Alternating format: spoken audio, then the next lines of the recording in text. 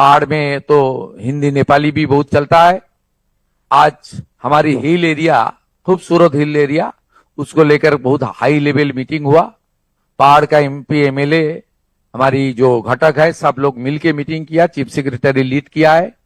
हमारी जो important department है, डिस्ट्रिक्ट मजिस्ट्रेट लोग है, हमारी जीटीए का सेक्रेटरी वर्चुअली जुड़ा हुआ है।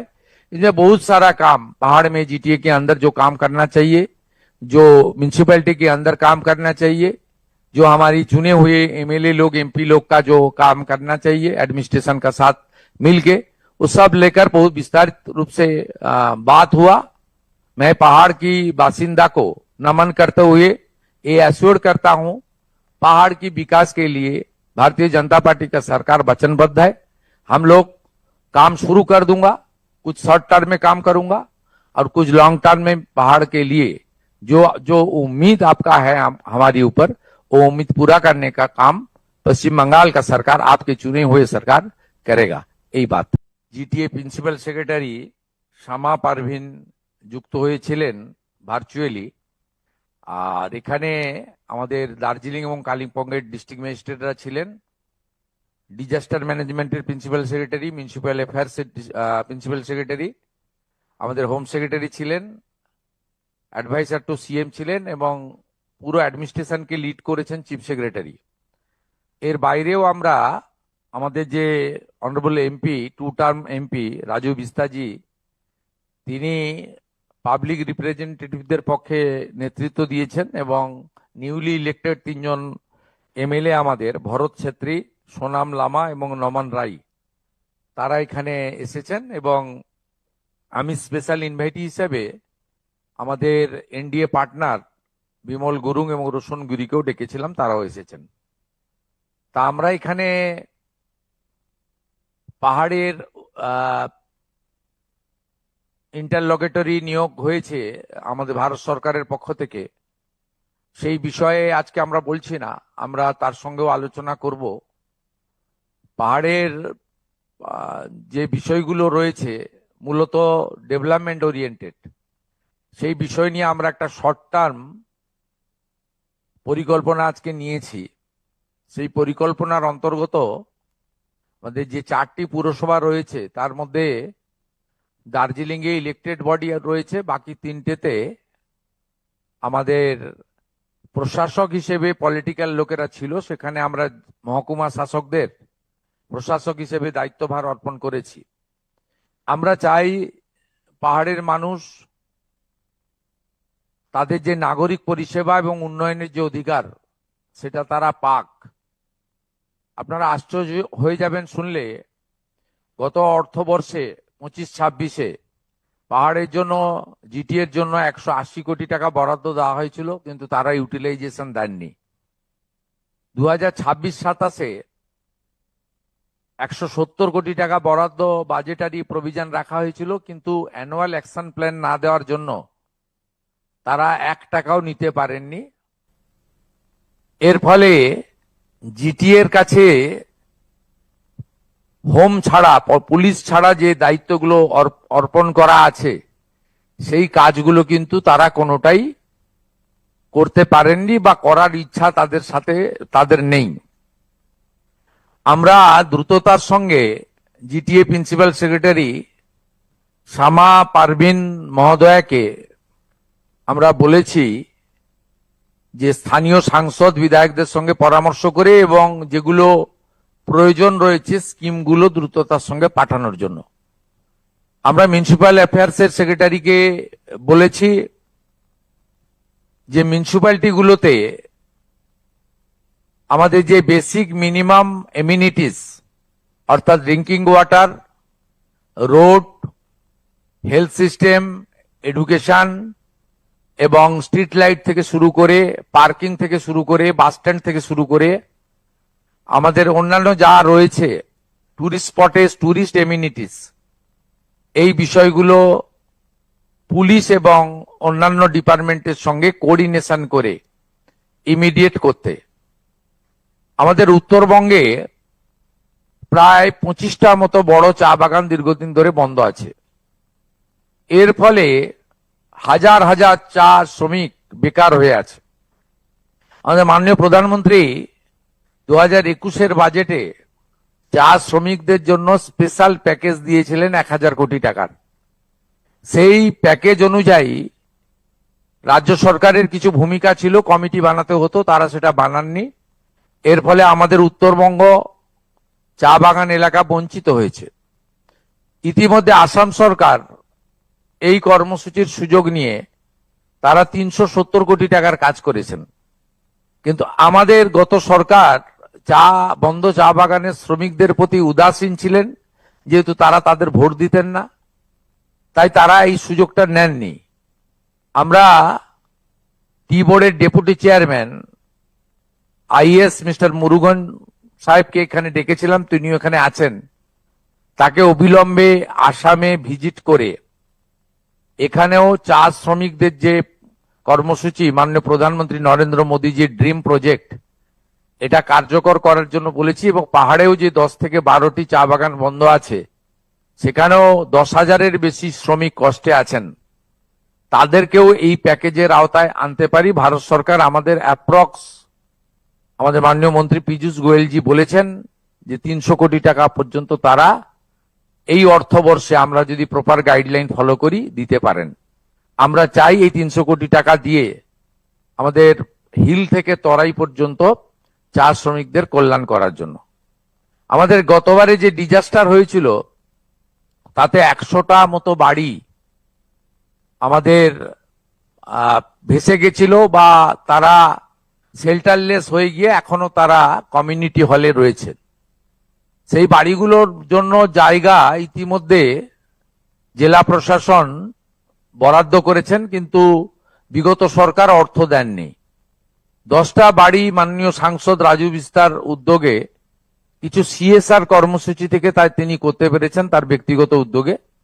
বাকি 90টা বাড়ির জন্য আমরা আজকে 3 লক্ষ টাকা করে এখানে বরাদ্দ করলাম। জেলা শাসক মহোদয়া দ্রুততার সঙ্গে এই বাড়িগুলো নির্মাণ করবেন, এবং স্থানীয় বিধায়ক ভরত ছেত্রী তিনি এই বিষয়টা উত্থাপন করেছেন, সেটা আমরা আজকে এখানে সিদ্ধান্ত নিয়েছি। এর বাইরেও বেশ কিছু অভিযোগ আমাদের আছে জিটিএ নিয়ে। একটা হচ্ছে টিচার রিক্রুটমেন্ট স্ক্যাম। সেই টিচার রিক্রুটমেন্ট স্ক্যামে প্রায় 400-র বেশি টিচারকে অবৈধভাবে নিয়োগ করা হয়েছিল। কলকাতা হাইকোর্টে মামলা ছিল এবং সেখানে সিবিআই ইনভেস্টিগেশনের অর্ডার হয়েছিল।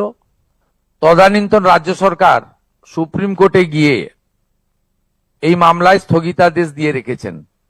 আমি মাননীয় সিএস মনোজ আগরওয়ালজিকে বলেছি যে আমরা এই মামলা থেকে এক্সিট করে যাব, রাজ্য সরকার বেরিয়ে আসবে, তাহলে স্টেট গভর্নমেন্ট হাইকোর্টের যে অর্ডার সিবিআই ইনভেস্টিগেশন সেটা চালু হয়ে যাবে, এবং এর সঙ্গে যারা যুক্ত তাদের সিবিআই ইনভেস্টিগেশন করে তাদের আইন অনুযায়ী ব্যবস্থা নিতে পারবে, কোর্ট অর্ডার অনুযায়ী। এটা আমাদের 1 নম্বর সিদ্ধান্ত রিগার্ডিং করাপশন।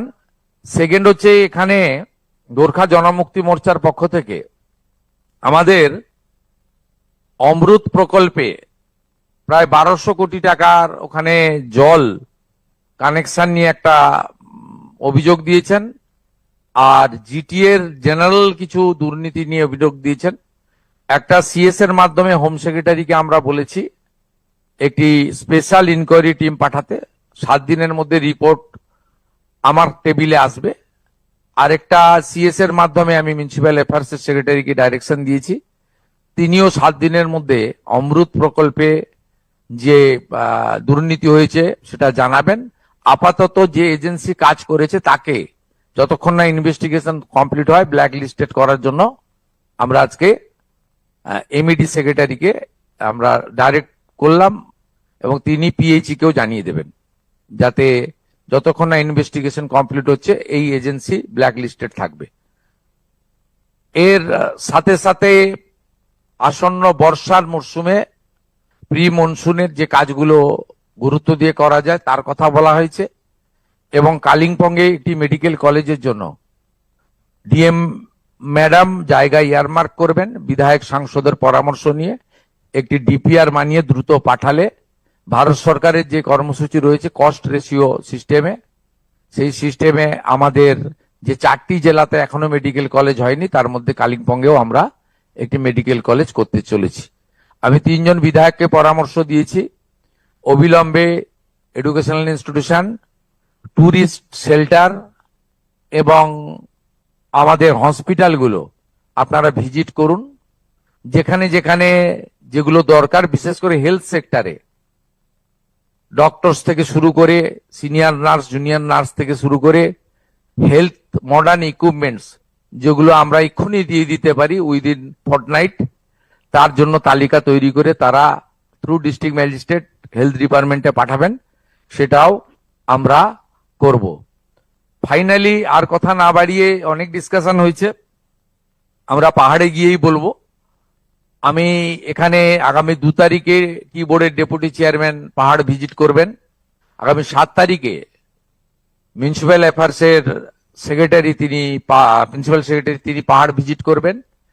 আর আগামী 10 দিনের মধ্যে ডিজাস্টার ম্যানেজমেন্টের প্রিন্সিপাল সেক্রেটারি পাহাড় ভিজিট করবেন এবং সেখানে তিনি আমাদের এনডিআরএফ এবং অন্যান্য সেন্ট্রাল এবং স্টেট এজেন্সির সঙ্গে মিটিং করে কুইক রেসপন্স টিম তৈরি করে রাখবেন, যাতে গতবারে দুর্গাপুজোর সময় আমাদের অক্টোবর মাসে যে ডিজাস্টার হয়েছিল সেই রকম ডিজাস্টার আমরা আশা করি, আমাদের ঈশ্বর করুণা করবেন, এ ধরনের ঘটনা ঘটবে না। তবু আমাদের যে প্রস্তুতির ল্যাকুনা ছিল আমরা দেখেছি, গতবারে পুরো অ্যাডমিনিস্ট্রেশন রেড রোডে ছিল কার্নিভালে, তাদের যেতে 48 ঘন্টা লেগেছে।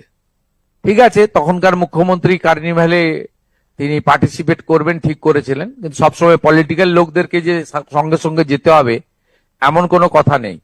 না, আমরা দেখেছি যে পাহাড়ের প্রতি অবহেলা, chief secretary, home secretary, DGP সবাই রেড রোডেই ফেস্টিভ্যালে পার্টিসিপেট করেছেন, পাহাড় অবহেলিত হয়েছে।